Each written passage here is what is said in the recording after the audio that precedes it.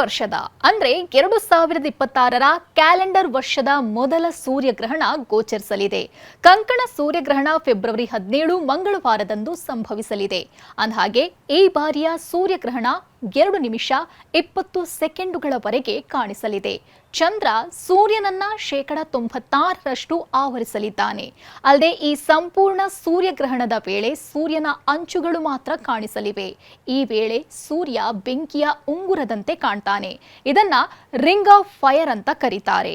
ಸೂರ್ಯ, ಚಂದ್ರ, ಭೂಮಿ ಒಂದೇ ನೇರ ರೇಖೆಯಲ್ಲಿ ಬಂದಾಗ ಸೂರ್ಯಗ್ರಹಣ ಸಂಭವಿಸುತ್ತೆ.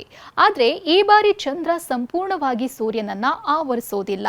ಇನ್ನು ಭಾರತದ ಟೈಮ್ ಪ್ರಕಾರ ಮಧ್ಯಾಹ್ನ 3:26ಕ್ಕೆ ಶುರುವಾಗಿ ಸಂಜೆ 7:57ಕ್ಕೆ ಮುಕ್ತಾಯವಾಗುತ್ತೆ.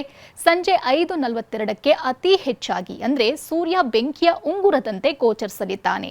ಅಂದಹಾಗೆ ಭಾರತದಲ್ಲಿ ಸೂರ್ಯಗ್ರಹಣ ಗೋಚರ ಆಗೋದಿಲ್ಲ. ಅಂಟಾರ್ಟಿಕಾ, ದಕ್ಷಿಣ ಆಫ್ರಿಕಾ, ಟಾಂಜೇನಿಯಾ, ಜಾಂಬಿಯಾ, ಜಿಂಬಾಬ್ವೆ ದೇಶದಲ್ಲಿ ಗೋಚರಿಸುತ್ತೆ. ಆದರೆ ನಾವು ಸೂರ್ಯಗ್ರಹಣವನ್ನ ಟಿವಿಯಲ್ಲಿ ನೋಡಬಹುದು.